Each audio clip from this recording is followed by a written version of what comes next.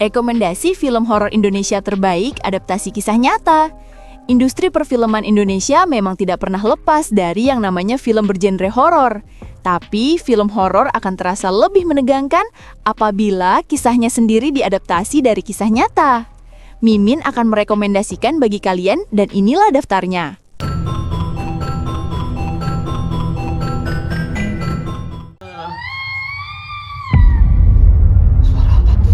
Keluarga Tak Kasat Mata 2017 merupakan film horor Indonesia yang disutradarai oleh Hedi Suryawan dan diadaptasi dari kisah viral di forum Kaskus karya Bonaventura Genta. Film ini menceritakan pengalaman nyata seorang karyawan yang bekerja di sebuah kantor di Yogyakarta, tempat ia dan rekan-rekannya diganggu oleh makhluk halus penghuni bangunan tersebut. Gangguan-gangguan itu perlahan mengungkap misteri masa lalu yang kelam dan tragis. Dari aspek sinematografi, film ini menonjolkan nuansa gelap dan sempit untuk menimbulkan rasa terisolasi. Penggunaan kamera handheld dan pencahayaan minim menciptakan kesan realistis, seolah penonton ikut merasakan suasana mencekam di kantor tua tersebut. Tata suara juga menjadi kekuatan pempin. Langkah samar, bisikan halus, dan suara pintu berderit digunakan untuk membangun ketegangan secara perlahan tanpa berlebihan. Secara naratif, Keluarga Tak Kasat Mata lebih mengedepankan atmosfer dan misteri daripada jump scare. Meski tempo film terasa lambat di beberapa bagian, kekuatan utamanya terletak pada penggambaran suasana yang menekan dan psikologis. Aktor Genta yang diperankan oleh Deva Mahendra berhasil membawa karakter dengan ekspresi takut namun tetap rasional. Secara keseluruhan, Keluarga Tak Kasat Mata adalah film horor yang lebih menonjolkan pengalaman batin dan misteri nyata dibanding sekedar menakuti, menjadikannya salah satu adaptasi kisah viral yang paling berkesan di layar lebar Indonesia. Danur, I Can See Ghosts 2017 merupakan film horor Indonesia yang disutradarai oleh Awi Suryadi dan diadaptasi dari buku karya Risa Saraswati. Ceritanya mengikuti Risa yang diperankan oleh Prilly Latukonsina, seorang gadis yang sejak kecil memiliki kemampuan untuk melihat makhluk halus. Ia bersahabat dengan 3 hantu anak Belanda, Peter, William, dan Jansen. Namun situasi berubah mencekam ketika arwah jahat mulai mengganggu dan mengancam keselamatan mereka. Dari aspek sinematografi, Danur menampilkan suasana kelam dengan pencahayaan minim dan ton warna kebiruan yang efektif menciptakan nuansa dingin serta mistis. Penggunaan kamera lambat dan close-up memperkuat ketegangan di beberapa adegan. Tata suara juga menjadi elemen penting. Suara bisikan, langkah kaki, dan dentingan piano berhasil membangun atmosfer menegangkan tanpa harus menampilkan jump scare berlebihan.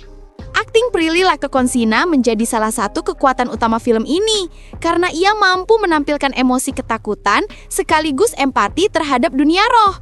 Meski ceritanya tidak terlalu kompleks, Danur berhasil menghidupkan kisah horor dengan sentuhan emosional yang jarang ditemui di film sejenis.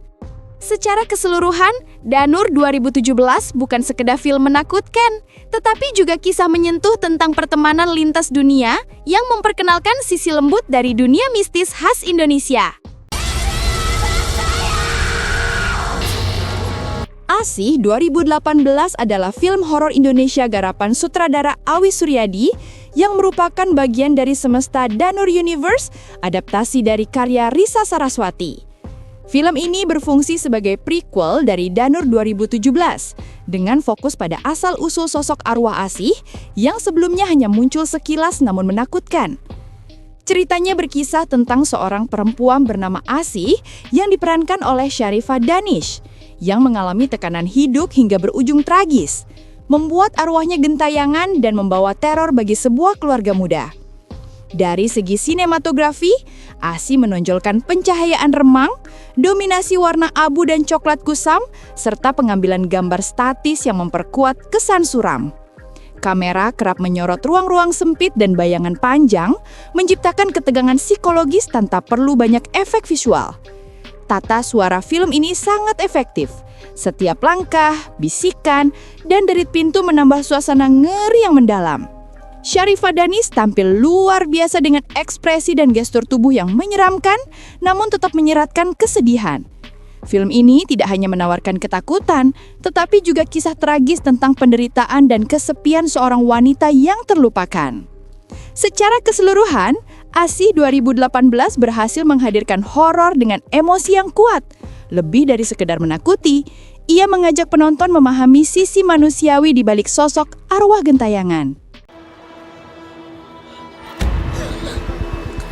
Ivana 2022 merupakan film horor Indonesia yang masih berada dalam semesta Danur Universe, disutradarai oleh Kimo Stambul dan diadaptasi dari novel karya Risa Saraswati.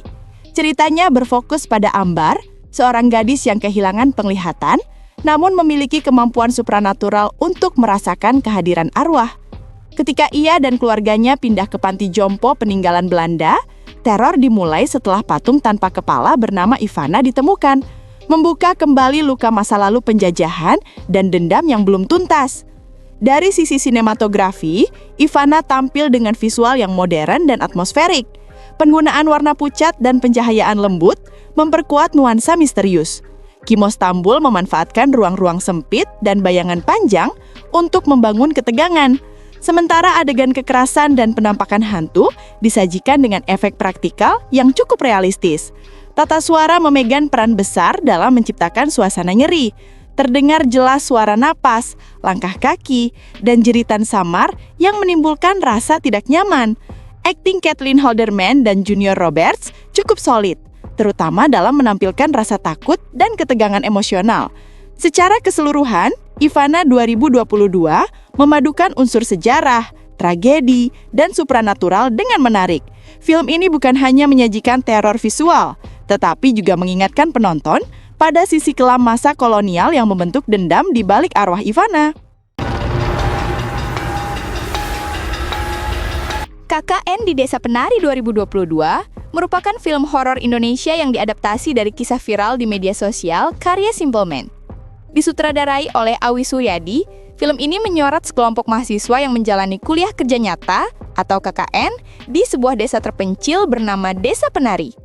Awalnya, kegiatan mereka berjalan normal, namun perlahan suasana berubah mencekam ketika mereka melanggar aturan adat setempat yang berhubungan dengan dunia goib dan makhluk penunggu desa.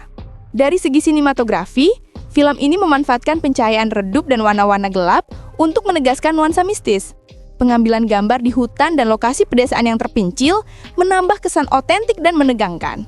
Tata suara dan efek audio juga memainkan peran penting, terutama dalam membangun atmosfer horor yang menekan. Akting para pemeran seperti Tisa Biani, Adinda Thomas, dan Ahmad Megantara terasa cukup meyakinkan, terutama dalam menggambarkan ketakutan dan kebingungan menghadapi teror supranatural. Secara naratif, film ini berhasil memadukan unsur budaya Jawa dengan kisah mistis modern, meski beberapa adegan terasa terlalu dramatis dan memperlambat alur. Secara keseluruhan, KKN di Desa Penari menjadi salah satu film horor Indonesia paling berkesan dalam dekade terakhir. Memadukan mitos lokal, atmosfer mencekam, dan pesan moral tentang batas antara dunia manusia dan dunia goib.